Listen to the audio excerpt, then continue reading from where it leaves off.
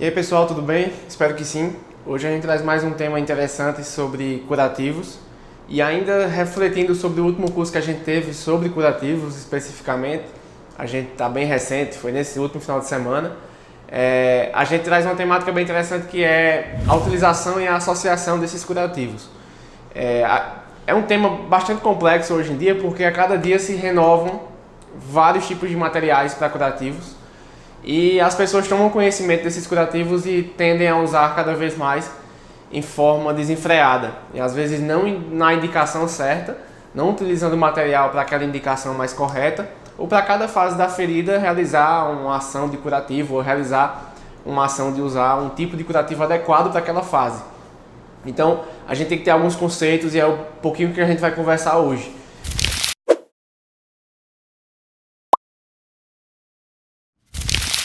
Historicamente, a gente entende por curativo toda ação, todo o material utilizado, toda técnica usada para cicatrizar algum tipo de lesão.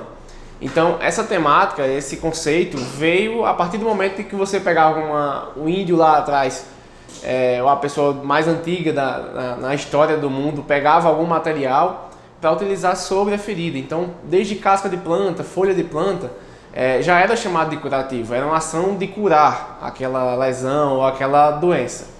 Então, esse nome curativo veio até hoje e ainda é utilizado. Hoje ainda se perdura tanto a técnica como o material utilizado. Mas hoje já teve 3 ou 4 caminhos destrinchados sobre esse curativo. Hoje são chamados também de biológicos, de coberturas, de correlatos, de curativos especiais. Então são vários conceitos diferenciados que se lançaram na modernidade e hoje vem se atualizando e se renovando a cada dia. Mas como devemos chamar cada tipo de curativo ou cada material utilizado nos curativos? A gente entende por curativo essa ação, esse método que é utilizado para cicatrizar uma lesão, mas também existem os correlatos, que na verdade são as pomadas, os hidrogéis, alguma substância, geralmente de forma líquida ou pastosa, utilizada para cicatrizar as lesões. Em relação a curativos biológicos, é uma coisa bem interessante de se tocar, um assunto bem interessante, porque os pacientes hoje em dia não chegam mais procurando, às vezes, pomadas para cicatrizar. Chegam atrás realmente dos curativos biológicos. Além do nome mais bonitinho, mais rebuscado, os profissionais de saúde tendem a decorar esse nome, a apreender esse nome e repassar para o paciente. Então, o paciente já entende que o curativo biológico é um curativo mais especial, que vai trazer mais um conforto, que vai cicatrizar mais rápido. Então, aqui na cicatriz, a gente recebe muitos pacientes que já vêm, sim, com essa indicação na cabeça: eu quero um curativo biológico. Então ele não procura o ato de fazer o curativo, ele procura o ato de um material milagroso que venha cicatrizar mais rápido. Mas a gente entende pela literatura que o curativo biológico é aquele que é formado a partir de substâncias biológicas, ou, como o próprio nome já fala, da vida. Os curativos, a partir do momento do hidrocoloide, por exemplo, que é formado a partir de substâncias da celulose, então esses curativos podem ser chamados de curativos biológicos, que nascem ou são criados a partir da vida, a partir de substâncias que são encontradas na natureza. Então, espumas sintetizadas, pomadas que são sintetizadas farmacologicamente, industrialmente, não podem ser chamados de curativos biológicos. Curativos biológicos são aqueles que são produzidos a partir de substâncias de vida, substâncias que são encontradas na natureza. Mas outros mecanismos também podem ser realizados e chamados de curativos biológicos. São os enxertos. Esses enxertos, que podem ser a partir do próprio paciente, como de um paciente para o outro, também são chamados de curativos biológicos. São retirados do corpo, às vezes até do mesmo paciente. Por exemplo, o paciente que caiu de moto ou que se acidentou, uma queimadura extensa, pode fazer uma autoenxertia, ou seja, pegar a pele do próprio paciente de outra área. É feito o trabalho dessa pele, ela é toda esquematizada para aquela região, para aquela área, e ela é aplicada sobre aquela ferida que acabou de acontecer, geralmente é bem recente ou aquela que está em fase final de cicatrização, e é feita uma autoenxertia, ou seja, vai ocorrer a cicatrização completa e rápida a partir da pele do próprio paciente. Como aqueles também que conseguem banco de órgãos, banco de pele, que também conseguem fazer esse enxerto a partir do momento que pega a pele de outro paciente e doador e utiliza sobre alguma lesão específica, característica que ocorreu nesse paciente. Então a gente já falou dos curativos biológicos, dos correlatos. Outro nome bonito que vem aparecendo hoje é o curativo especial. Por que especial? Com essa modernidade de hoje em dia, são várias tecnologias para cicatrizar lesões e a cada dia se renovam essas tecnologias, o nome especial tende a trazer uma conotação de cicatrização mais rápida, de cicatrização mais confortável, de trazer um bem-estar para o paciente. Então o nome curativo especial pode ser sim usado a qualquer material que venha a estar sendo utilizado no paciente, para cicatrização mais rápida, para cicatrização mais confortável, de bem-estar, de qualidade de vida para o paciente. Então o curativo especial, a partir do momento que ele é usado esse nome, o paciente entende, ou o profissional de saúde pode entender também que tem uma característica diferenciada, que é um curativo que vai trazer uma cicatrização bem mais rápida, um processo de cicatrização bem mais rápido. E por último, outro nome bastante conhecido também é o tipo de curativo chamado cobertura. Mas essas coberturas não se encaixam os correlatos. Os correlatos só podem ser chamados de correlatos, ou aquelas substâncias que eu falei no início do vídeo, que são pomadas, géis, mas as coberturas são os curativos que não são biológicos ou são, e aqueles curativos que são sintetizados, as espumas absorventes, os alginatos, as gases com PHMB, são chamadas de coberturas. E desde a época da universidade é interessante que a gente aprende o quê? Que os curativos são formados por coberturas, cobertura primária, secundária e terciária. Mas abaixo dessas coberturas se encaixam os correlatos. Então a primeira coisa que eu vou usar numa lesão, se for de substância, como um gel, como uma pomada, vai ser chamado de correlato e não de cobertura. Vai em contato direto com a lesão. Mas aquele primeiro material que eu vou utilizar sobre a lesão sem ser correlato, para a gente ser bem simples, vai ser chamado de cobertura. Então uma espuma, uma gase com PHMB, um alginato, vai ser chamado de cobertura a partir do momento que entrar em contato com a lesão. E aí vão ser feitas camadas de acordo, que a gente vai aprender mais um pouquinho nesse vídeo de hoje, como a gente vai programar essas camadas de curativos, de coberturas. Essas coberturas vão ser denominadas a partir do momento que a gente vai encaixando uma sobre a outra. Então vai ter curativo que vai ter só cobertura primária e secundária. Por quê? Posso usar uma espuma absorvente sobre a lesão, um chumaço de gase e uma faixa. Ela vai ter uma cobertura primária em contato com a lesão, uma cobertura secundária que é a gase e a terciária que é o enfaixamento, que é um curativo fixador. Também pode ter, essa que eu acabei de falar, são 3 coberturas, mas também pode existir aquela com 2, onde eu só coloco a espuma direto na lesão e fixo com algum adesivo. Hoje são adesivos diferenciados que tem no mercado, para fixar bem o curativo, para evitar a mobilização da ferida durante o caminhar do paciente, em áreas de articulações também, que é bem interessante.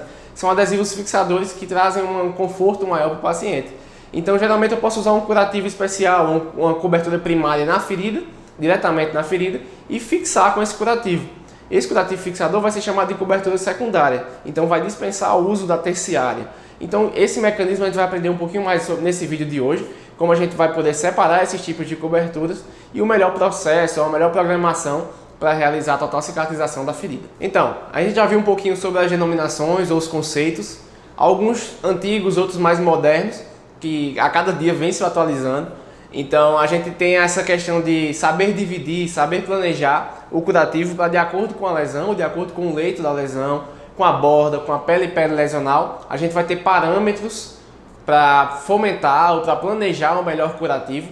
E outro ponto interessantíssimo é não só planejar o material que vai usar, mas é uma coisa que eu acho que ainda está acima disso, é o planejamento de quanto tempo o curativo vai permanecer, porque muita gente esquece disso. O fabricante do curativo, da cobertura específica, eles tendem a colocar sempre o curativo como inovador, como gestor da cicatrização, como melhorar o ambiente da cicatrização, o ambiente da lesão, deixa um ambiente favorável, é o que eles dizem. E geralmente eles planejam um curativo para até 7 dias. Curativos antibacterianos hoje formados a partir de prata, tem essa questão de durante 7 dias ele ainda está lançando prata sobre a lesão.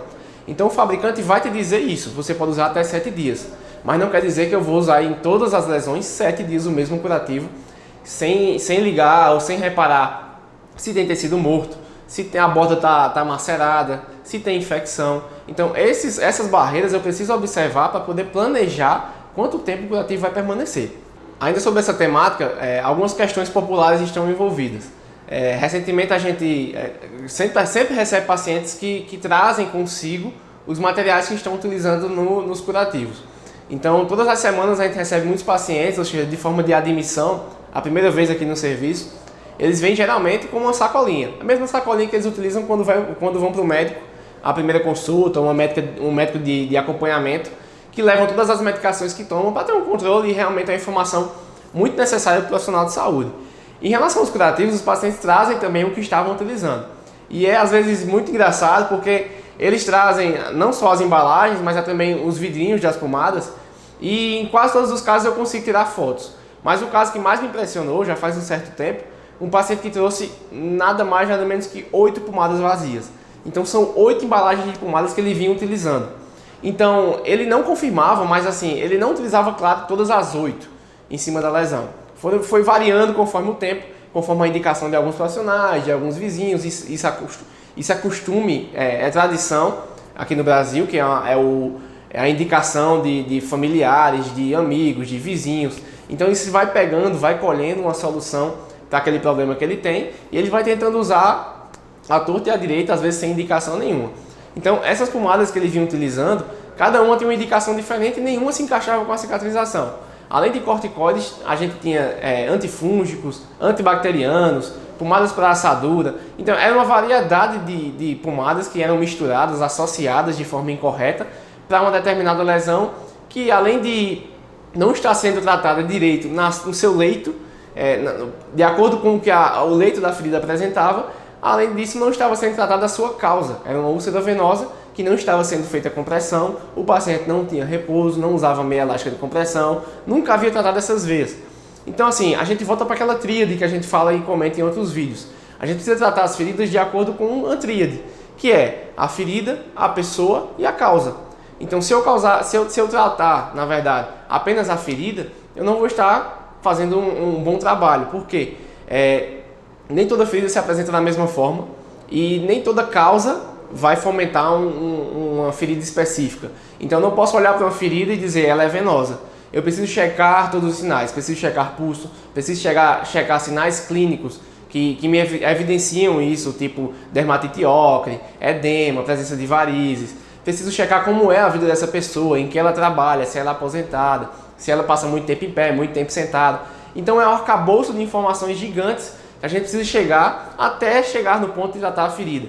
A ferida eu posso dizer que vai ser o último a ser tratado. Primeiro é a pessoa, a causa e por último a ferida. É aqui que a gente faz o passo a passo. Em relação à ferida, a gente tem que tratar primeiro as barreiras. A gente tem que olhar para o leito da lesão, as bordas, a pele lesional e começar a diagnosticar alguns tipos de barreiras. A primeira delas que eu posso citar é a infecção.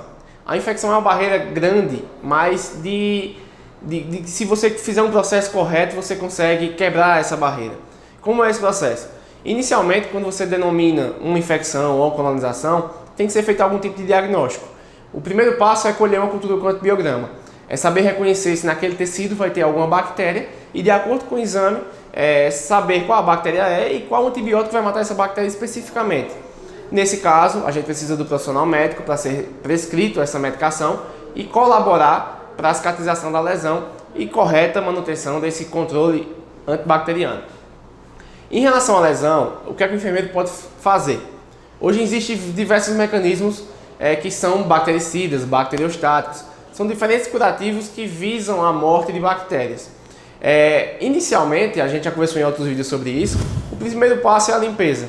Então você ter à mão um material com PHMB, que é aquele polihexametileno de biguanida, que a gente conversa em alguns vídeos sobre ele, é um potente bactericida. Esse bactericida vai, como o próprio nome já fala, matar bactérias. Então, no processo de limpeza, com as substâncias a partir do PHMB, você exterminando essas bactérias inicialmente, vai deixar mais tranquilo a sua cobertura. Então, as coberturas que podem ser utilizadas nesse curativo podem ser associadas também com o PHMB, que são aquelas gases, são as espumas gestoras de umidade com PHMB. Outro mecanismo também interessantíssimo para a infecção é a prata, mas a prata com bastante rigor. A prata não pode ser utilizada do início até o final do tratamento. A gente tem que ter uma pausa, a gente tem que ter uma estagnação do uso da prata. Por quê? Essa liberação contínua de prata, às vezes durante 7 dias ou mais, ela tende a danificar um pouquinho o leito da lesão, estagnar um pouquinho a cicatrização e também corroborar para uma possível resistência bacteriana. A prata é excelente para morte de bactérias e morte rápida de bactérias, mas é uma substância que não pode ficar muito tempo na lesão. A gente pode fazer um tratamento inicial, que é um UP, dar uma avançada na cicatrização, uma avançada na morte de bactérias, contanto que ao passar do tempo a gente vá conseguindo exterminar essa colonização, essa contaminação da ferida, a gente possa, e ao longo do tempo, diminuindo essa carga de prata sobre a lesão. Lembrando que sempre a infecção não pode ser tratada apenas pelo profissional de enfermagem. Sempre tem que ter um controle também médico, ou seja, assumir aquele papel multifatorial de várias profissões junto com a enfermagem. A gente tem que fazer um trabalho sempre interdisciplinar, procurando o melhor para o paciente. Quando reconhecida essa infecção, a gente necessita realmente do médico para prescrever a medicação e, em conjunto com os curativos, a gente cumprir essa tarefa árdua, que é a morte ou a quebra dessa infecção que está atrapalhando a cicatrização. Em relação aos materiais que a gente falou, gases com PHMB, espumas com PHMB, os materiais com prata, são essenciais nesse tratamento. Alguns são de difícil acesso, às vezes de alto custo, mas tem um custo-benefício excelente e rápido. Ela tem uma resposta muito rápida. Eu lembro que sempre que a gente reconhecer uma infecção na lesão, procure saber em que ponto está essa infecção, ou em que amplitude ela assumiu. Se for uma infecção muito grave, que esteja debilitando o paciente, o estado geral dele está lá, bem baixo, assim, o paciente está para baixo, está desanimado, não consegue dormir, atrapalha o sono, não consegue comer. Então, está atrapalhando a vida dele, tem que ser encaminhado para o profissional médico. Se está atrapalhando o geral dele, a qualidade de vida dele, é porque a infecção é grave e é pesada. Mas na lesão a gente pode assumir alguns efeitos de tratamento, como a gente já citou, que realmente às vezes são de difícil acesso, mas trazem um resultado muito rápido, um resultado muito efetivo. Além desses materiais que a gente conversou agora há pouco, em relação a gás com PHMB, os materiais com prata, a gente também tem os alginatos, as hidrofibras, os hidroalginatos, que são materiais que vêm realmente para ficar. São materiais que, além de ter uma capacidade grande de absorver algum tipo de exudato, conseguem também a morte de bactérias. Uma outra barreira interessante é a borda, não só a borda desvitalizada, como a borda macerada. É uma barreira interessante também porque tende a estagnar a ferida muito rápido e como a cicatrização vem de dentro para fora, ou seja, de lá do fundo para o leito, vai comer aqui, ó. Uma segunda barreira interessante é a questão da borda. E hoje eu vou trazer a temática da borda macerada, que é a borda muito úmida. Por que ela ocorre? Ela ocorre pelo excesso de exudato. Se tem excesso de exudato, ou o curativo está ficando muito tempo, ou o paciente não está colaborando, ou aquilo que você colocou na lesão não está absorvendo a quantidade de exudato que foi programado. Por isso que a gente conversou um pouquinho no início do vídeo sobre o programa de curativos, ou até quando o curativo pode permanecer. Eu não posso colocar numa ferida muito exudativa um material que não vai aguentar o tempo que eu quero que fique. Então, para ser bem popular, a gente tem que planejar um curativo que aguente ficar o tempo que a gente quer. Ou seja, a gente precisa colocar algum material para absorver aquele exudato. Se a ferida sai muito exudato, se é muito exudativa, se a borda está ficando macerada, se o paciente está reclamando que a pele está queimando ao redor da ferida, é porque está muito tempo o mesmo curativo no mesmo lugar. Então a gente tem que reduzir esse tempo de troca. Se o curativo está ficando 3 dias, eu vou botar para 1 dia. E vou fazer todos os dias até esse exudato diminuir, até o paciente começar a reconhecer que o repouso é essencial, até que eu possa usar algum material que possa absorver esse exudato melhor. A lesão vai diminuir ao passo que você diminui o programa de curativos. Se a ferida está muito exudativa e eu fizer todos os dias, essa ferida vai diminuir o tamanho porque a borda vai deixar de ser macerada, vai ter um avanço cicatricial mais rápido e eu vou poder aumentar depois esse programa de curativos de uma forma melhor, de uma forma mais segura. Então, o que há de melhor hoje para as bordas maceradas são as espumas gestoras. O mesmo material que pode ser utilizado na infecção, você vai perceber durante esse vídeo que muitos materiais podem ser repetidos, ou seja, o que eu uso para tratar as bordas maceradas, eu posso usar para tratar a infecção. Então são produtos que trazem quase em sua completude todas as fases da cicatrização ou todas as barreiras que estão atrapalhando essa cicatrização. As espumas gestoras com prata, com PHMB, às vezes até sem nenhuma substância, podem ser utilizadas para a absorção do exudato. Essa absorção do exudato, essa gestão de exudato, vai trazer um conforto ou uma segurança salutar para a sua borda. A borda vai ser sadia, a borda estará rosinha, querendo epitelizar. A borda não pode ficar branca, macerada, engelhada. Essas espumas gestoras, tem esse nome bonito, espuma gestora de umidade, é bastante interessante porque elas puxam o exudato da ferida e retém. As espumas não deixam o líquido voltar para a ferida e machucá-la. Elas têm a capacidade de absorver verticalmente, distribui horizontalmente em forma de 3D e retém. Então esse líquido nem volta para a ferida, nem transpassa para as coberturas superiores. Então esses curativos eu digo que são as melhores coisas hoje em dia para curativo, esses tipos de espumas gestoras, porque trazem uma segurança do início até o final do tratamento e podem ser utilizadas em todas as fases da cicatrização, tanto para matar a infecção, como para regenerar, para granular, tanto para epitelizar. Então são espumas que são excelentes opções, geralmente são de difícil acesso também em relação ao custo, mas como eu sempre falo nos outros materiais, o custo-benefício para o paciente vai ser excelente. Então aquele paciente que está mais afastado, na zona rural, que você não está tendo controle, nem tem acesso a essas espumas, replaneje o programa de curativo dele. Especifique, bote todo dia, ou troque dia sim, dia não, de acordo com a quantidade de exudato. Só não permita que esse curativo fique muito tempo e essa borda esteja macerada. Borda macerada é sinal que não vai fechar daquele jeito. Essa borda vai ter que se regenerar. Às vezes você não tem como usar uma espuma de primeira e ela já deixar de ser macerada. Às vezes você tem que fazer uma limpeza, um desbrilhamento. Antigamente chamava muito de escarificação. Então é remover um pouquinho dessa borda até sangrar realmente. Claro que um vínculo correto com o paciente, estabelecer uma comunicação com ele e mostrar a clareza dessa informação para poder ele entender que é necessário para a correta cicatrização.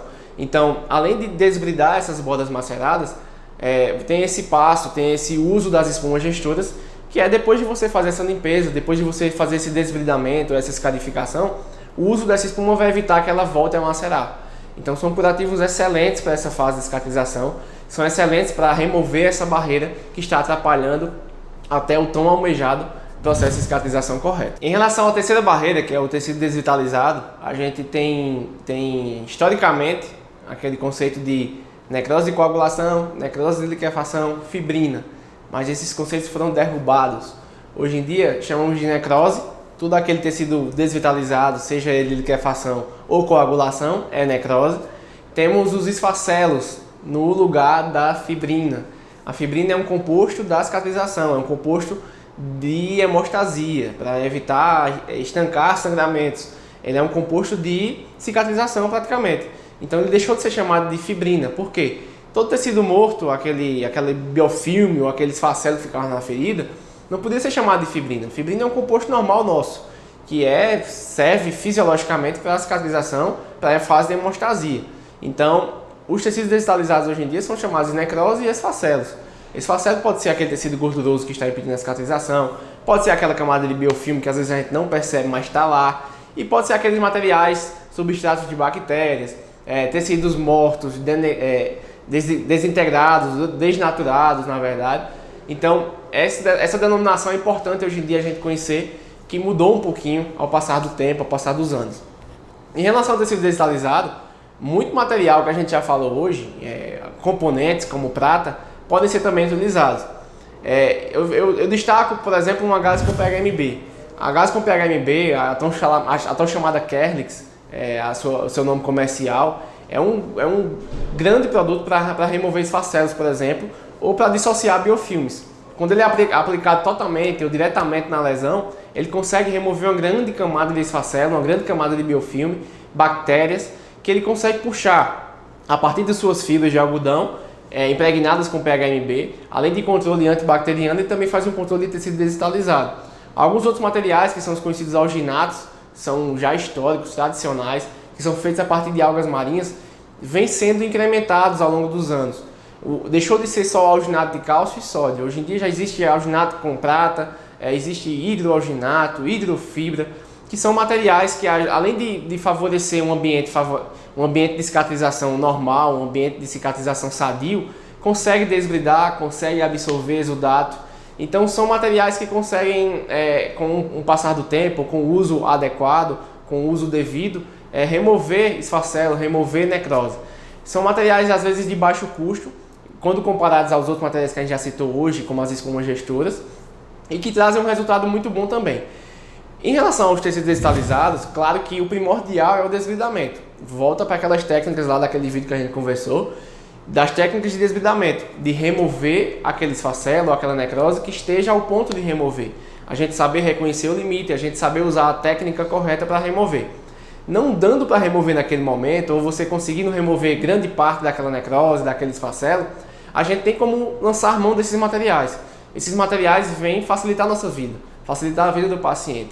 Por quê? Ele vai dissociar, vai amolecer aquela necrose, vai dissociar aquele esfacelo, para a gente mais facilmente no próximo curativo conseguir remover. Ou às vezes, quiçá, aquele curativo que você usa uma vez, ele já consegue puxar todo o esfacelo.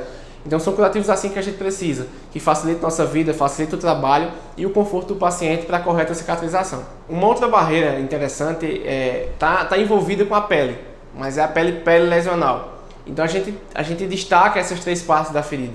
Destaca o leito da lesão, a borda e a pele lesional, que também faz parte da lesão. Por quê?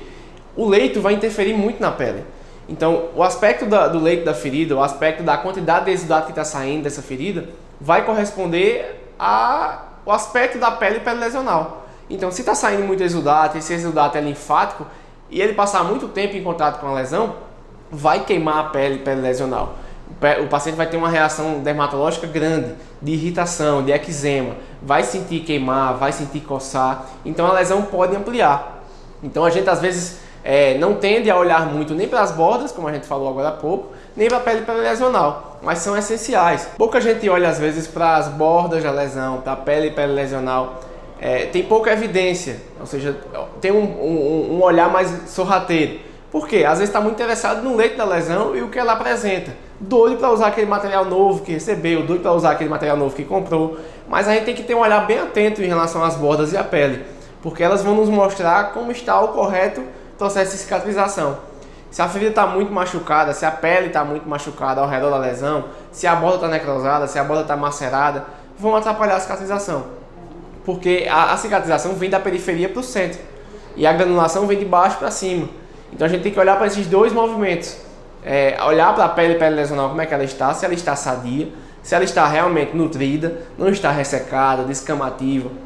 Porque é a partir da pele lesional que as bordas vão avançar em direção ao centro da ferida, até o total reparo cicatricial. A pele lesional vai retratar muito o que é a ferida. Se a ferida é muito exudativa, a pele vai estar o quê? Vai estar machucada, vai estar irritada. Se a ferida é seca, se o paciente está desidratado, a pele também vai refletir uma descamação, um ressecamento que vai impedir a cicatrização. Hoje são lançados vários materiais também em relação a isso. Para a proteção da pele, a gente tem hoje pó de hidrocolóide, a gente tem creme barreira, a gente tem spray protetor de pele. Então são vários mecanismos de proteção da pele. Mas e quando a pele está irritada, por exemplo? A gente usa o quê? Existem pomadas, até em farmácia também, é muito comum, que são chamadas corticoides. A betametasona, a dexametasona em forma de pomada, que podem ser utilizadas quando a pele está muito irritada.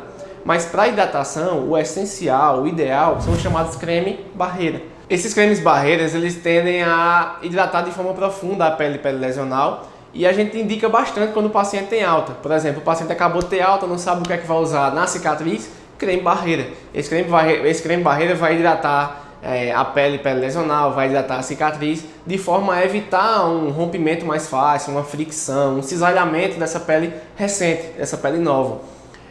Outros mecanismos também podem ser utilizados para prevenção de lesão ou para tratamento de pele lesional. São vários tipos de coxins, de espumas, são vários tipos de materiais que desviam o foco da pressão, principalmente para pacientes acamados. Quando a gente fala em pele, a gente fala em pele lesional, ou em pele fina, em pele desidratada, pele ressecada, a gente lembra muito dos pacientes que estão acamados. Por quê? O risco de rompimento dessa pele é muito maior. São pacientes debilitados, que estão há muito tempo sobre uma cama, passam muito tempo às vezes numa posição só, não recebem um suporte nutricional, às vezes não absorvem a nutrição que estão sendo estabelecida. Então esse paciente está um risco bem maior de ocorrer lesão. E a gente tem que usar mecanismos que venham a proteger essa pele. Os sprays que eu falei anteriormente são facilitadores, são protetores da pele. Quando a gente aplica sobre a pele da gente para fazer um teste, por exemplo, a gente vê que ele faz realmente uma película de proteção. Se a gente aplicar na mão, se a gente fizer esse movimento, assim, a gente sente como algo prendendo. Então é uma forma de tensionar um pouquinho a pele e evitar que ela se rompa muito fácil. Os cremes barreiras também vão fazer esse papel de formar uma camada sobre a pele de proteção, de favorecer uma hidratação profunda, e também aqueles coxins que a gente usa até de forma criativa nas casas das pessoas, como travesseiros, com aqueles travesseiros de espuminhas pequenininhas, que é bem infantil, que algumas crianças usam também nas suas camas. Então são formas de desviar o foco da pressão sobre a pele do paciente. E empresas já reconheceram isso, empresas já viram esse mercado, esse nicho, e pegaram também esses materiais de espumas absorventes e fizeram desviadores de focos de pressão. O que são isso? São mecanismos ou são materiais para curativos que você pode escolher o tamanho, fazer um orifício nessa espuma, por exemplo, e escolher o tamanho de onde é a lesão, onde é o foco da pressão no paciente, na posição que o paciente está. Vou dar um exemplo bem popular. Se o paciente está em decúbito lateral, eu tenho que proteger o trocânter dele, eu pego uma espuma dessa, que é um curativo facilitador, eu faço um recorte no centro dessa espuma e coloco sobre a região que está em contato direto com o colchão. Então essa área de proteção, essa área circular, estará livre de contato com o colchão. Essa área circular vai estar protegida pela espuma que o curativo circunda. Então vocês enxergam que é uma temática grande e aborda várias espécies de curativos, vários tipos de curativos hoje em dia. A cada dia, ao momento que eu falo aqui com vocês, estão sendo descobertos novos mecanismos de cicatrização, novos produtos, novos componentes. Então cabe a nós estudarmos, cabe a nós aprofundarmos esse tema, realmente pegar todos esses materiais específicos para cada barreira ou para cada fase de cicatrização e se aprofundar. Como são várias marcas, são vários concorrentes, vamos dizer assim, no mercado, é bom a gente sempre pegar a especificidade do material, pegar contato com alguns representantes. Então você que está começando, quer empreender sobre isso, quer fazer sua clínica de curativo, quer fazer um trabalho autônomo, o interessante é saber reconhecer essas fases. Além disso, fazer nossos cursos também de avaliação de feridas, de curativos, que dá um know-how muito bom. Mas, como primeiro passo, estudar essas fases de cicatrização, estudar quais são essas barreiras da cicatrização, pegar os materiais mais adequados e tentar contato com os representantes. Tendo esse contato, o representante é muito livre e realmente tem interesse de deixar alguns materiais de amostra com você. Então, a partir do momento que ele deixa a amostra com você, você vai poder utilizar no seu serviço, utilizar no seu paciente e trazer suas próprias conclusões. Então, eu como enfermeiro assistencial aqui da Cicatriza posso ter preferência por um material, mas alguns enfermeiros também têm preferência por outros. Eu gosto mais da absorção de tal espuma, eles podem gostar de absorção de outra tal espuma. Mas claro que é uma empresa, então tem que ter um protocolo para cada tipo de ferida, a gente tenta estabelecer sempre. E é sempre uma complicação quando tem reunião de protocolo, quando a gente quer estabelecer algum tipo de curativo específico para um tipo de etiologia ou para um tipo de ferida, porque é bastante complicado. É uma diversidade, uma gama enorme de materiais, mas a gente tenta sempre puxar a substância para aquela fase da ferida, ou a substância ou aquele componente para aquela barreira da cicatrização.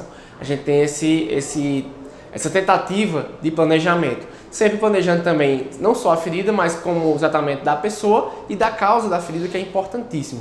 Então, como é um tema muito vasto, eu peço a vocês que comentem aqui abaixo do vídeo se vocês têm interesse de saber mais sobre esses produtos, que a gente vai gravar bastante vídeo ainda sobre essa temática. É um tema muito amplo e a gente pretende realmente estabelecer divisão desses estudos para a gente ter uma completude, um acerto maior sobre essa temática. Então, se você gostou do vídeo, eu peço que curta. Se gostou mais ainda, tenta compartilhar para algum amigo também participar desse conhecimento. E se tem algum comentário, alguma sugestão, pode digitar aí embaixo. A gente se vê na próxima.